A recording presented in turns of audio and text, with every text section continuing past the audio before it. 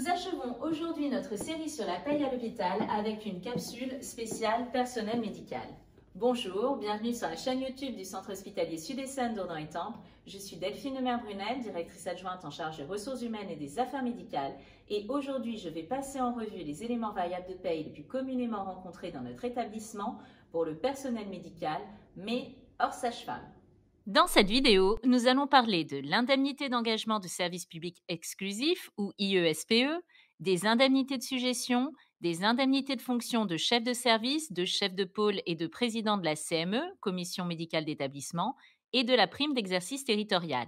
Ces primes et indemnités sont les plus fréquemment rencontrées au centre hospitalier Sud-Essonne. Mais tout d'abord, je vous rappelle que l'octroi de ces primes et indemnités est strictement cadré par des textes et régulièrement contrôlé par le Trésor public. Commençons par l'indemnité d'engagement de service public exclusif ou IESPE, code paye 140 et 141. Pour mémoire, les codes paye sont les codes que vous trouverez dans la colonne de gauche de votre fiche de paye. Les codes paye que nous vous donnons sont ceux de notre fournisseur de paye. Aussi, si vous écoutez cette vidéo et que vous ne travaillez pas au centre hospitalier Sud-Essonne, vos codes paye peuvent être différents si votre hôpital a recours à un autre fournisseur de paye. Revenons à l'IESPE.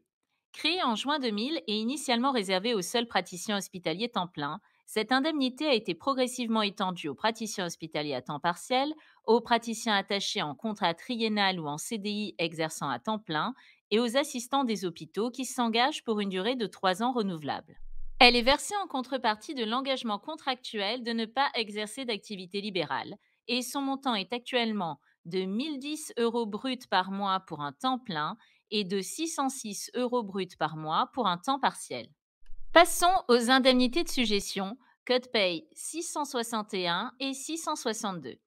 Il s'agit d'une variable de rémunération liée à la participation à la permanence des soins sous forme de garde, c'est-à-dire de présence sur place à l'hôpital sur les périodes suivantes, la nuit, le samedi après-midi, les dimanches et les jours fériés. Pour les praticiens hospitaliers, les assistants des hôpitaux, les praticiens attachés et les praticiens contractuels, son montant est pour une nuit, pour une journée de dimanche ou pour une journée de férié de 267,82 € bruts. Son montant est de 133,90 € bruts pour une demi-nuit ou un samedi après-midi. Parlons maintenant des indemnités de fonction de chef de service, chef de pôle et de président de la commission médicale d'établissement ou CME, code paye 160 pour les chefs de pôle et 37C pour le président de la CME. Étant donné qu'il s'agit d'une nouveauté, le code paye pour l'indemnité des chefs de service sera connu prochainement et ajouté en commentaire de cette vidéo. Le décret du 4 novembre 2021, pris dans le cadre de la stratégie Ma Santé 2022 et des accords du Ségur de la Santé, crée à partir de novembre 2021 une indemnité mensuelle de fonction pour les chefs de service d'une valeur de 200 € bruts. Dans la même dynamique, des arrêtés successifs revalorisent les montants de l'indemnité de chef de pôle fixée à compter de novembre 2021 à 400 € bruts par mois et l'indemnité de président de CME fixée à compter de la même date à 600 € bruts par mois. Ces indemnités mensuelles peuvent se cumuler entre les différentes fonctions dans la limite d'un plafond de 1 000 € bruts par mois. Finissons avec la prime d'exercice territorial code paye 22J.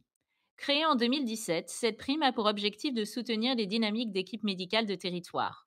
Elle est versée mensuellement sous réserve de la signature d'une convention d'activité partagée. Son montant varie en fonction du nombre de demi-journées effectuées en dehors du site d'affectation principale et du nombre de sites d'exercice différents, le cas échéant.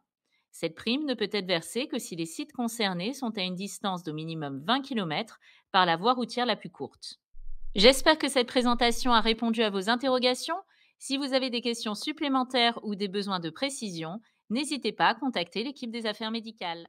Eh bien ça y est, cette vidéo est maintenant terminée, j'espère que vous l'avez appréciée. N'hésitez pas à la liker, à laisser un commentaire ou à la partager. N'hésitez pas non plus à nous indiquer en commentaire si vous avez encore des questions sur la paye à l'hôpital et nous tâcherons d'y répondre au mieux.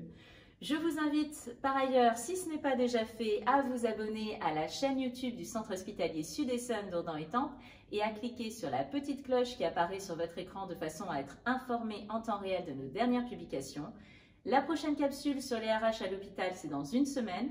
La prochaine capsule sur les RH à l'hôpital avec moi, c'est à la rentrée de janvier 2022. Donc d'ici là, je vous souhaite d'excellentes fêtes de fin d'année et je vous dis À très bientôt.